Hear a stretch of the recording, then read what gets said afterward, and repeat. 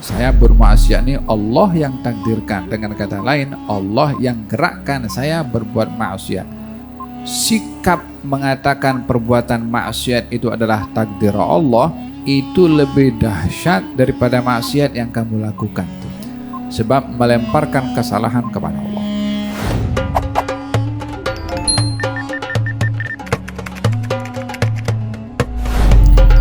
Wassalatu wassalamu ala asyrafil anbiya wal mursalin Sayyidina Muhammadin wa ala alihi wa sahbihi ajma'in wa ba'du. Dawaina ta'allam wa ta'lim, tadhakkar wa tadhkir, an-naf' al-intifa' wal ifada wal istifadah wal hatha ala tamassuki bi kitabillah wa sunnati nabiyhi wad dalalati ila al-khair wad du'a ila al-huda ibtigha'a mardatillahi wa qurbihi wa thawabihi.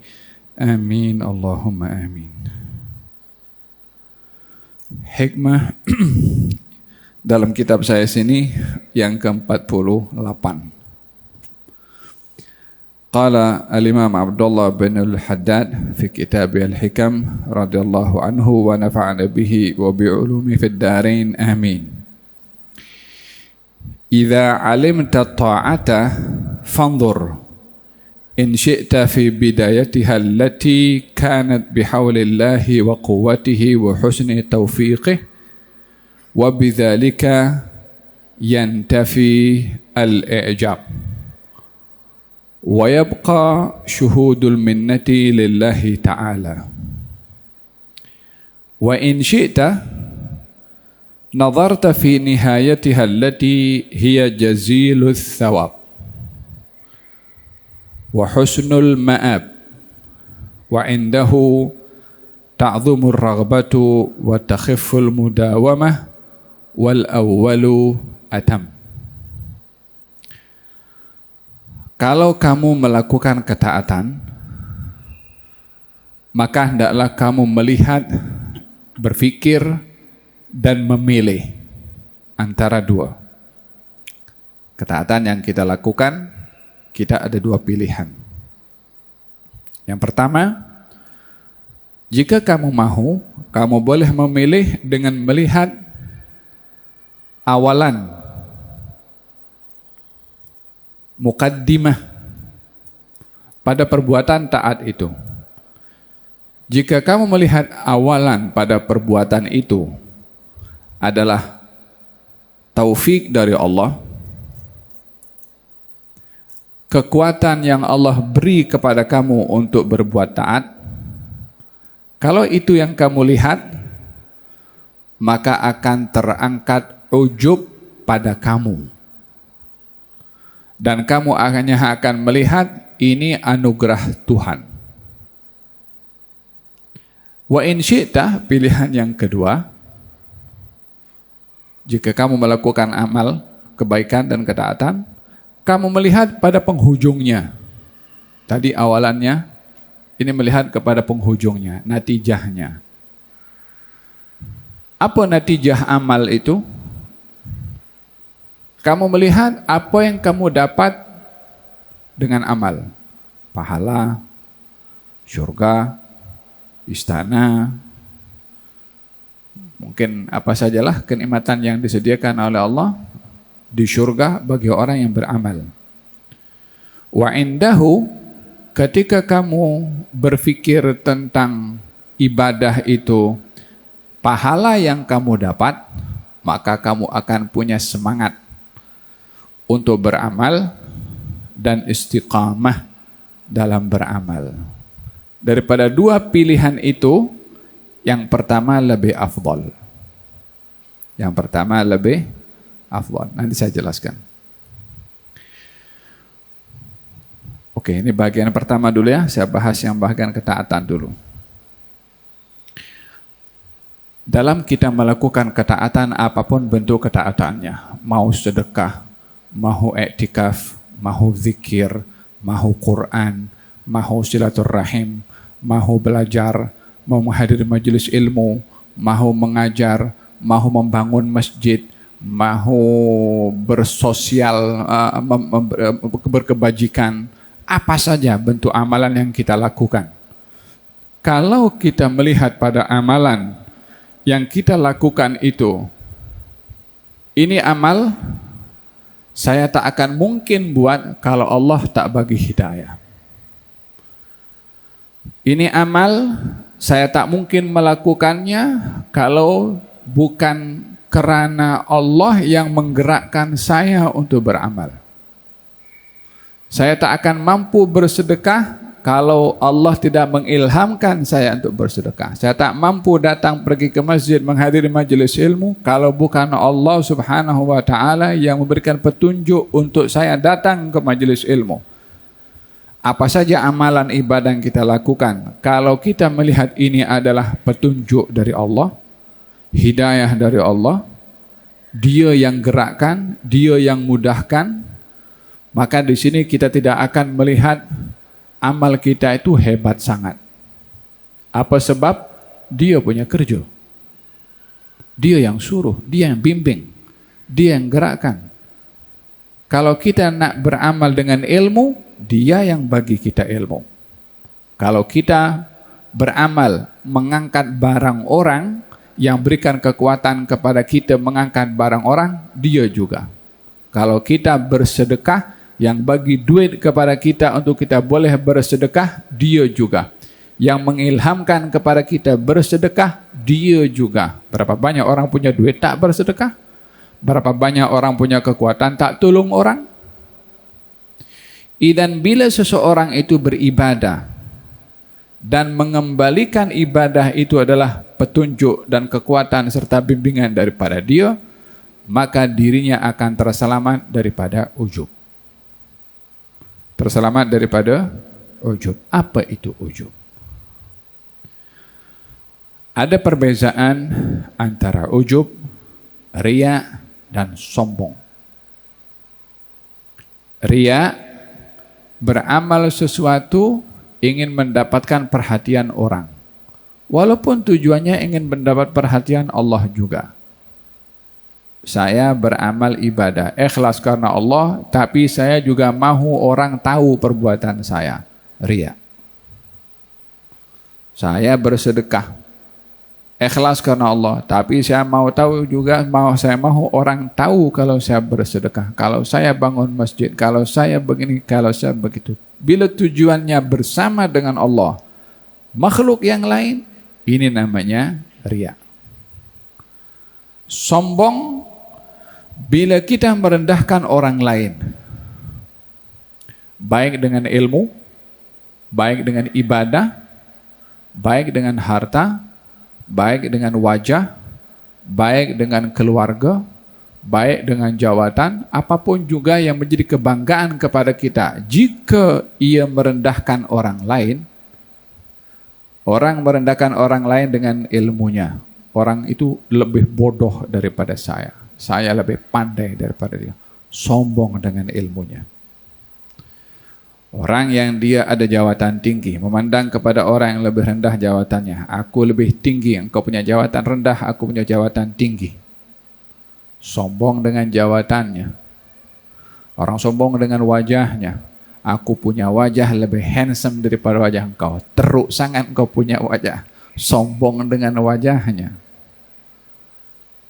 Sombong dengan kekeluargaannya. Aku daripada keluarga si fulan, kamu punya keluarga lebih rendah daripada keluarga aku. Sombong dengan keluarganya. Apapun bentuk merendahkan kepada orang, motifnya itu apa saja, baik itu agama atau dunia, bila merendahkan kepada orang, itu namanya sombong.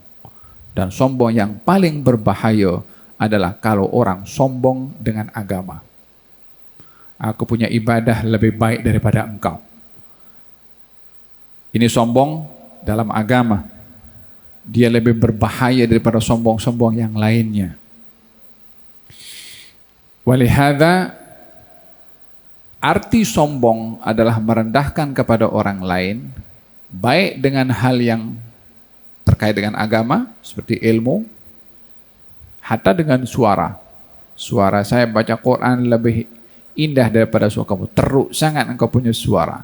Bila merendahkan, sombong dengan suaranya. Falhasil, apapun bentuk merendahkan kepada orang namanya sombong.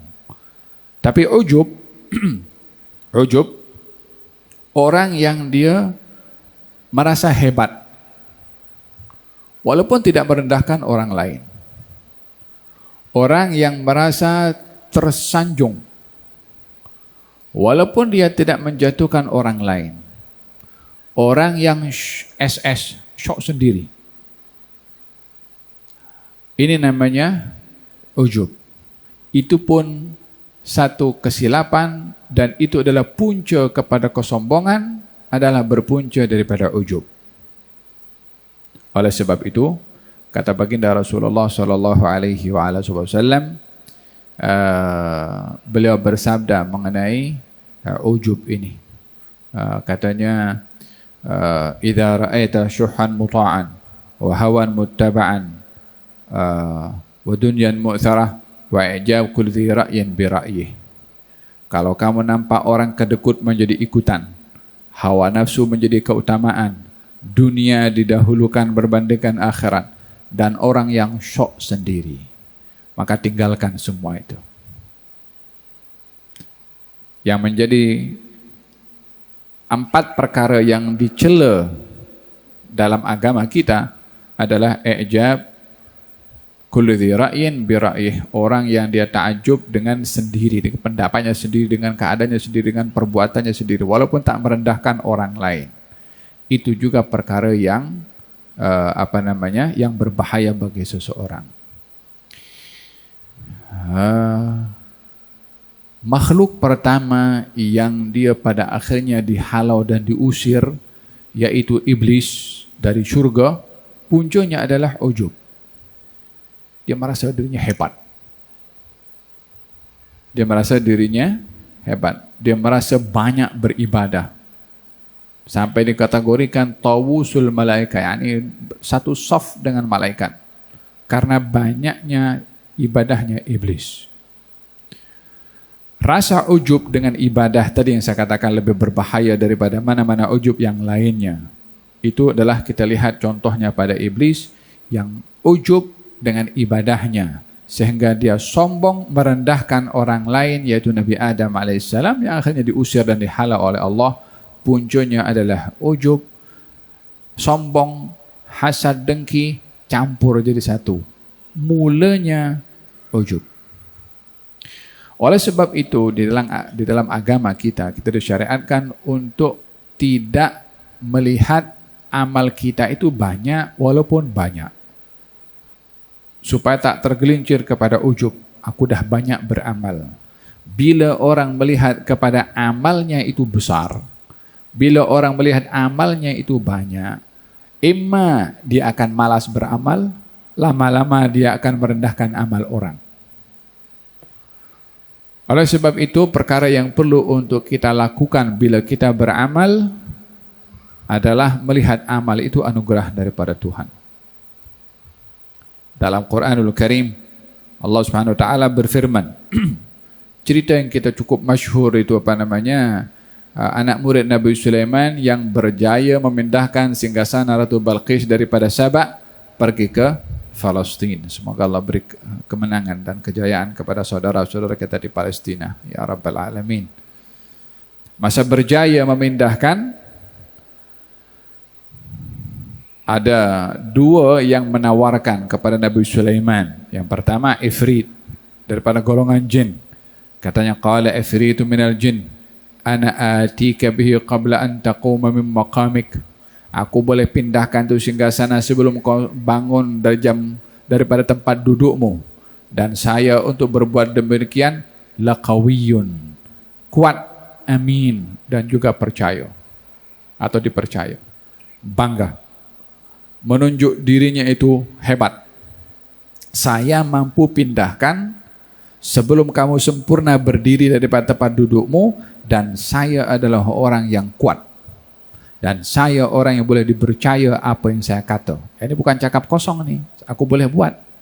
Kecepatan yang boleh dilakukan oleh Ifrit untuk memindahkan singgasana Ratu Balqis daripada Sabak pergi ke Palestin. Berkata anak murid Nabi Sulaiman, ana atika bihi qabla an yartadda ilaika tarfuk. Aku boleh datangkan sebelum satu kedipan mata Falamma ra'ahu mustaqirran indahu qala hadza min fadli rabbi liyabluwani aashkuru am akfur. Ketika dipindahkan singgasana itu sebelum satu kedipan mata, kata anak murid Nabi Sulaiman mengatakan, ini anugerah Tuhan saya. Dia tak kata saya. Dia tak kata saya lebih hebat daripada Ifrit. Ini anugerah Tuhan saya. Bila seseorang itu di dalam kejayaannya dalam beribadah atau apapun juga mengembalikan itu kepada Allah, maka dia akan terselamat daripada rasa ujub. Faham dong? Ini pada bahagian yang pertama, kata-kata Imam Al-Haddad, kalau kamu melakukan ketaatan, maka tengoklah pada awalannya.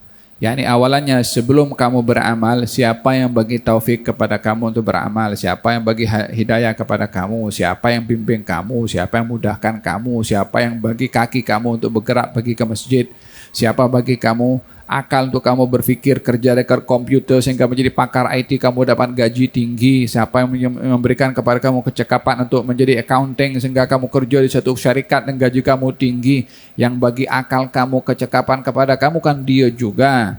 Jadi apa yang kamu buat? Tidak ada, ya dia yang buat. Maka dengan begitu dia tidak melihat apa-apa kelebihan pada dirinya. Sebaliknya, kalau dia melihat saya, maka dia akan tergelincir kepada ujub dan lama-lama dia boleh sombong. Faham dong? Ini yang pertama, wa bidzalika yantafi al-i'jab. Dengan begitu ujub akan hilang, wa yabqa syuhudul minnah lillahi ta'ala. Dan kamu hanya akan melihat ini adalah anugerah Tuhan pada perbuatan kamu. Pilihan yang kedua, katanya, wa in syi'ta, kalau kamu mahu, nadharta fi nihayatiha, kamu boleh tengok pada penghujungnya. Apa penghujungnya? Seorang beramal, bersedekah, hadir majelis, salat, baca Quran, zikir, haji, umrah, dan semua amal ibadah. Oh ya, kalau saya baca Quran, nanti Quran menjadi sebab kepada saya syafaat di hari akhirat nanti untuk masuk syurga. Oh ya, kalau saya baca la hawla wala quwwata illa billah kanzun min kunuzil jannah, maka akan diberikan perbendaharaan daripada perbendaharaan syurga. Oh ya, kalau saya ini baca surat Kahfi, maka akan diberi pahala oleh Allah cahaya daripada kakinya sampai ke langit yang ketujuh, sampai ke Jumat yang akan datang, tambah 3 hari. Jadi dia tahu kalau baca surat Kahfi pahalanya apa, kalau etikaf di masjid pahalanya apa, kalau bersedekah pahalanya apa. Orang berpikir, oh iya, kalau saya bersedekah Allah lipat gandakan 10 kali ganda. Di dunia Allah kasih, di akhirat kasih.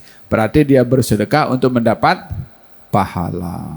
Bila pahalanya diberi, kemudian ini amal ibadah yang kita lakukan kalau kita tengok penghujungnya, yaitu beramal untuk mendapatkan pahala di kemudian hari. Itu kata Imam Al-Haddad, kalau itu yang menjadi pilihan kepada kamu, maka kamu akan bersemangat. Karena kalau kamu tak buat, tak dapat itu istana tak dapat itu tempat, kalau mungkin bidadari, orang mana beramal juga ke situ kan. Pasal apa?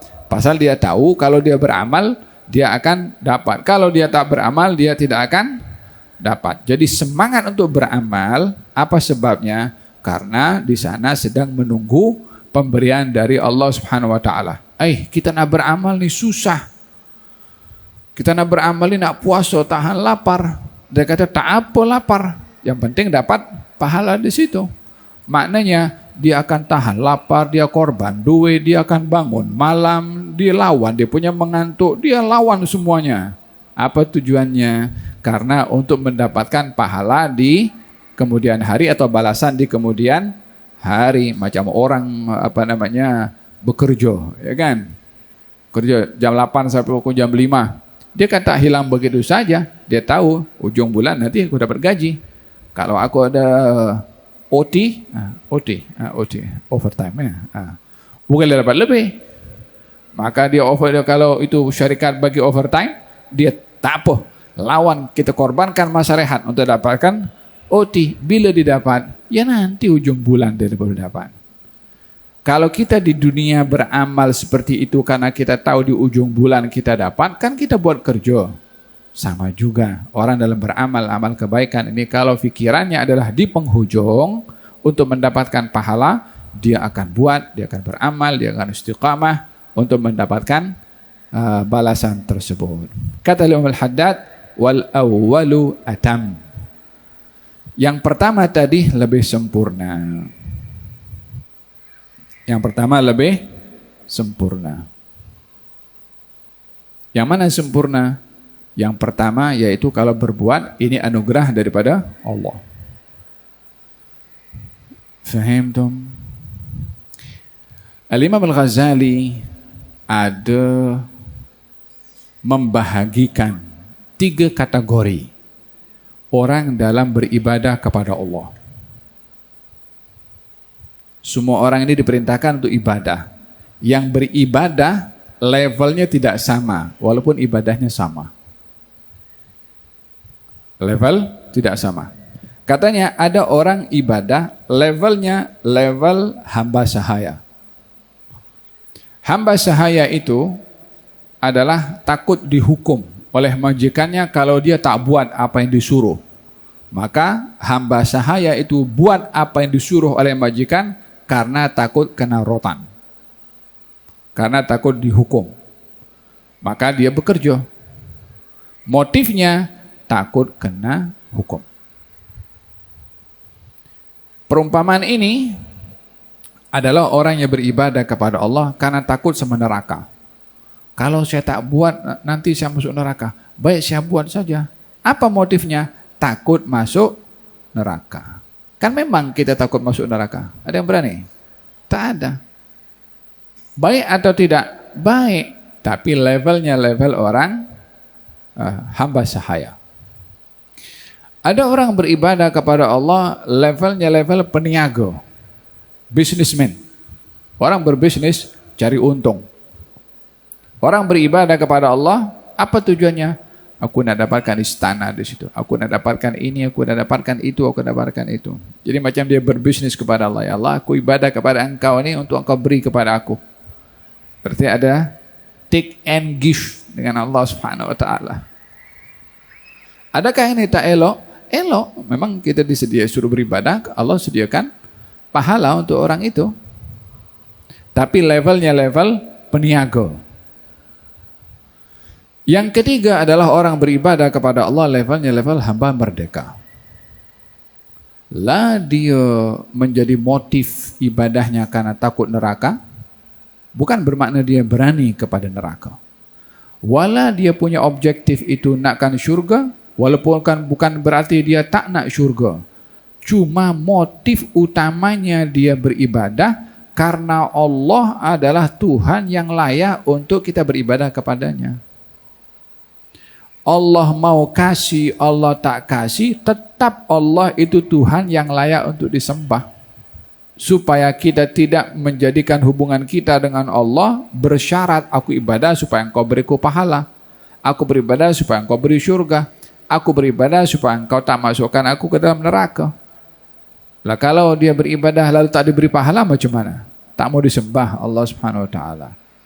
Kan tetap dia Tuhan. Orang yang merdeka ketika beribadah kepada Allah, dia melihat Allah adalah Tuhan yang layak untuk disembah. Dia mau kasih, dia tak kasih, dia punya kuasa. Walihada katanya salah seorang perempuan alimah, arifah billah subhanahu wa ta'ala, ya Allah, janganlah engkau jadikan ibadah aku karena menginginkan syurgamu. Janganlah engkau jadikan ibadah aku karena aku takut nerakamu, tapi jadikanlah ibadah aku karena engkau adalah Tuhan yang layak untuk disembah. Ini levelnya hamba yang merdeka. Ketiga-tiga baik, cuman beza level. Kata pensyarah di sini ada mengatakan, Ibn Ajibah ada mengatakan, orang di dalam beramal ibadah ini ada 3 level juga. Katanya, orang ikhlas dalam beribadah karena Allah Subhanahu wa taala adanya adalah orang yang dia beribadah kepada Allah sambil mengharapkan pemberian daripada Allah di dunia. Ada orang beribadah kepada Allah Subhanahu wa contohnya, contoh. Ini tak sindir siapa-siapa yang tulis pensyarahnya di sini katanya. Orang beribadah levelnya level awam. Yaitu orang yang dia tidak memaksudkan dalam hatinya dalam beribadah kecuali kepada Allah dan ingin diberi oleh Allah hal-hal dalam keduniaan untuk dapat kerja. Dia bikin doa selamat. Tujuannya untuk dapat kerja. Berarti dia berbuat ikhlas dengan tujuan mendapatkan pulangan dari Allah dapat kerja. Katanya ini ibadahnya orang awam. Sebabnya dia ikhlas karena Allah tapi dikasih syarat sama Allah. Aku nak kerja itu dapat. Di Qatar kah, wala di manakah, gaji tinggi sana kah. Atau aku bersedekah supaya aku diberi sembuh, sehat daripada sakit. Dia beribadah tapi bersyarat supaya diberi pulangan di dunia, yaitu kesehatan. Yang kedua, orang beribadah kepada Allah Subhanahu wa taala levelnya level khawas. Orang yang khusus, yaitu dia beribadah hanya semata-mata untuk mendapatkan balasan di akhirat. Lebih baik daripada yang pertama. Di dunia dikasih, tak dikasih, tak kisah. Yang penting di akhirat.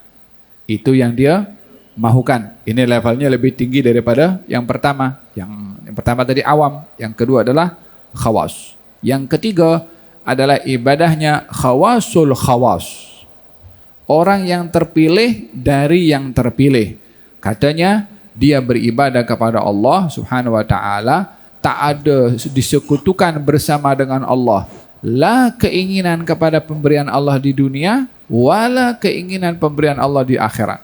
Yang penting dia ibadah. Allah mau kasih, Allah tak kasih, itu terpulang kepada Allah Subhanahu wa taala. Ini ibadahnya khawasul khawas. Orang yang terpilih dari yang terpilih. Yang ini nih kita jangan cuba-cuba dulu.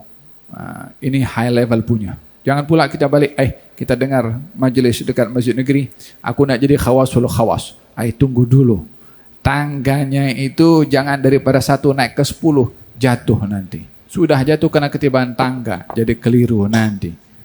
Nak konon berbuat seperti itu sekali dua, esok sudah berubah lagi dia punya sikap.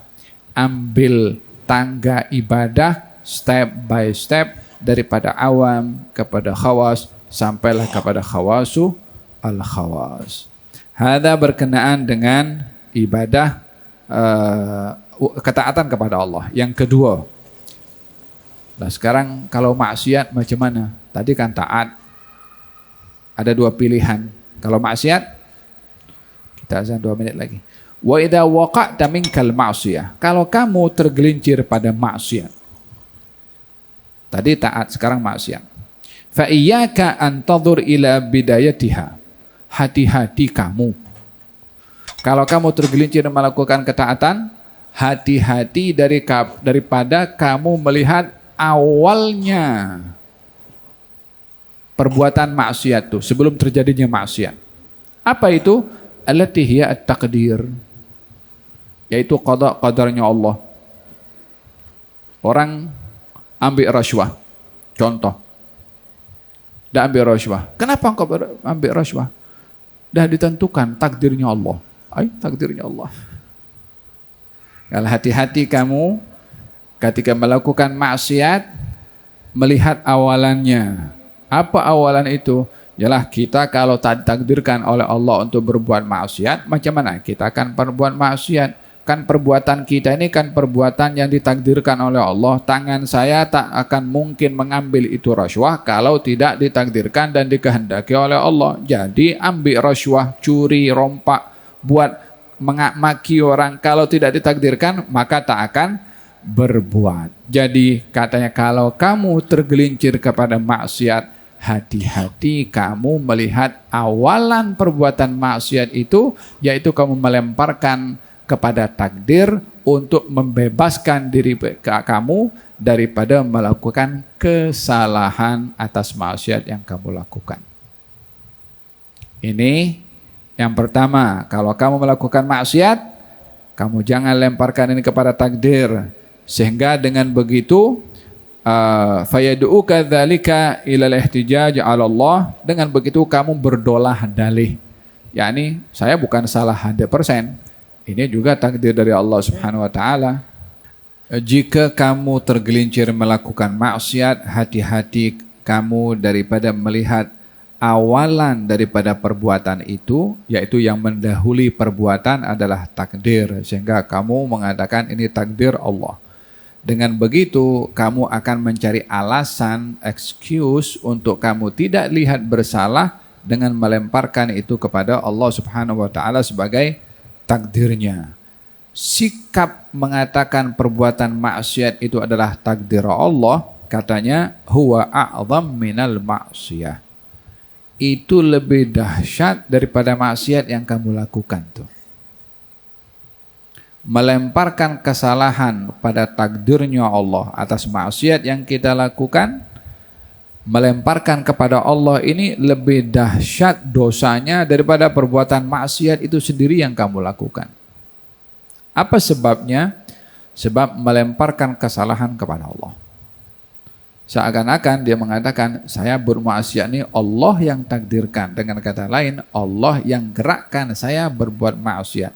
Loh, mana ada Allah itu suruh hambanya berbuat maksiat? Lalu bagaimana akan dikatakan manusia kalau berbuat maksiat akan dihukum oleh Allah di neraka?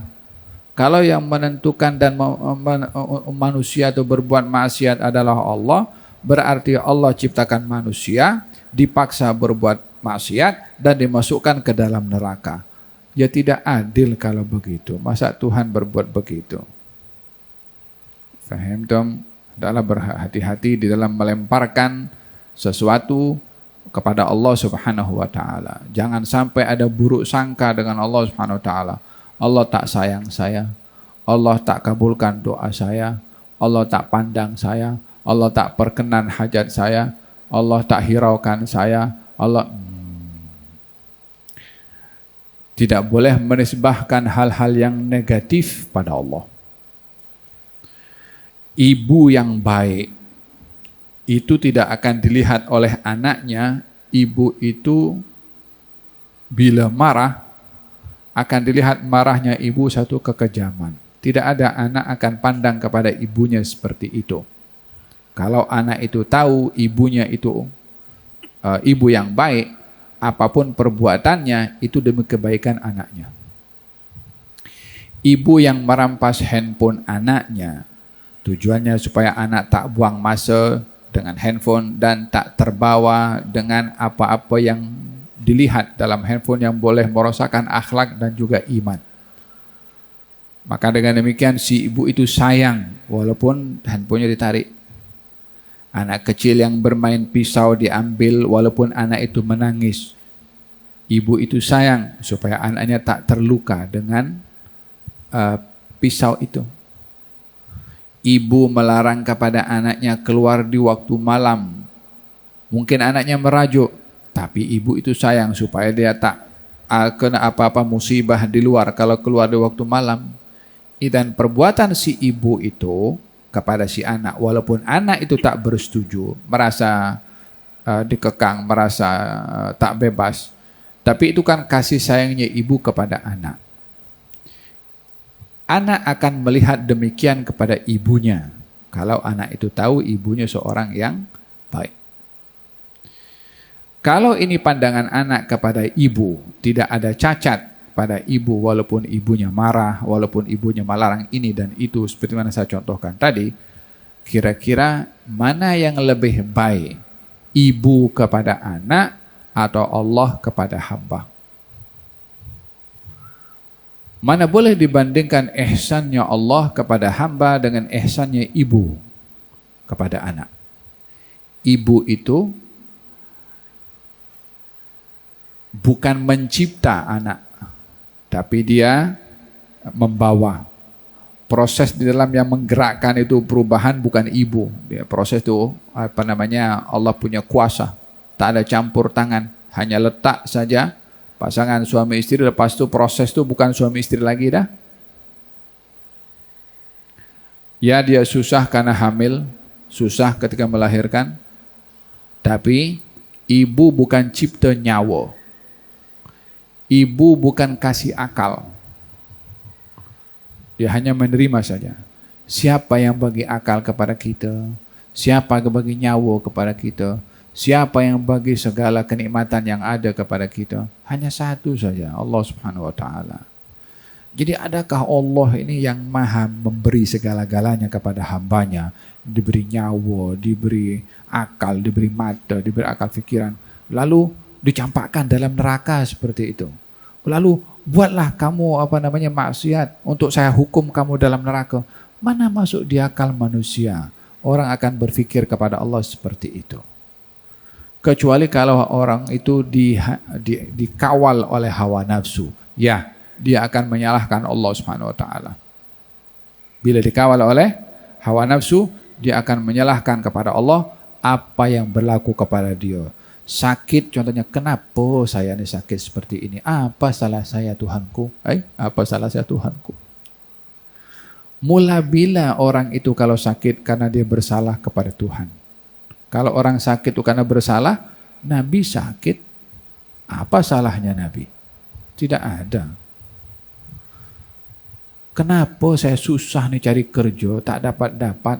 Apa salah saya kepada engkau ya Allah, sehingga engkau tak jumpakan aku kerja ini?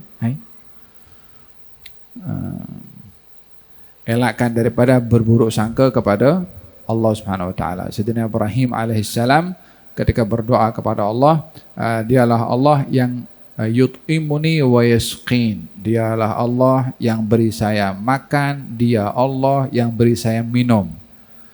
Dan dia Allah yang menghidupkan saya, dia Allah yang mematikan saya. Wa idza maridtu fahuwa yashfin. Kalau saya sakit, dia yang sembuhkan. Dia tak kata kalau Allah bagi saya sakit, Allah bagi saya sembuh. Tidak begitu. Dia bagi tahu kalau saya sakit, Allah yang bagi sembuh. Ini adab kepada Allah untuk tidak melemparkan yang kita tak nak, yang kita tak suka, jangan dinisbahkan kepada Allah. Faham tak? Tidak boleh dikatakan yang bagi saya miskin Allah, yang bagi saya kaya Allah. Tak, kalau saya miskin yang bagi kaya Allah. Macam tu. Kalau saya sukar yang bagi mudah Allah. Tapi bukan Allah yang menyukarkan, Allah juga yang memudahkan. Kurang sopan, kurang sedap didengar dengan Tuhan. Walaupun segala-galanya itu tidak terlepas daripada kehendak dan juga iradah dari Allah Subhanahu wa ta'ala. Faham dong? Wa idza maridtu fahuwa yashfin. Gal baginda Rasulullah sallallahu alaihi wasallam berbagai macam dugaan ketika dihalau daripada Taif itu kan, dilempar. Sampai kakinya terluka, tersungkur berkali-kali. Sampailah sempat berteduh di satu bawah pokok dan dia berdoa. Katanya, ya Allah, aku mengadu kepada engkau kelemahan diriku dan kurangnya usaha dan upaya aku. Kepada siapa engkau serahkan aku? Kepada orang yang akan memusuhi atau menyakiti kepada aku, atau kepada siapapun juga, aku tak peduli. Yang penting engkau tak murka kepada aku.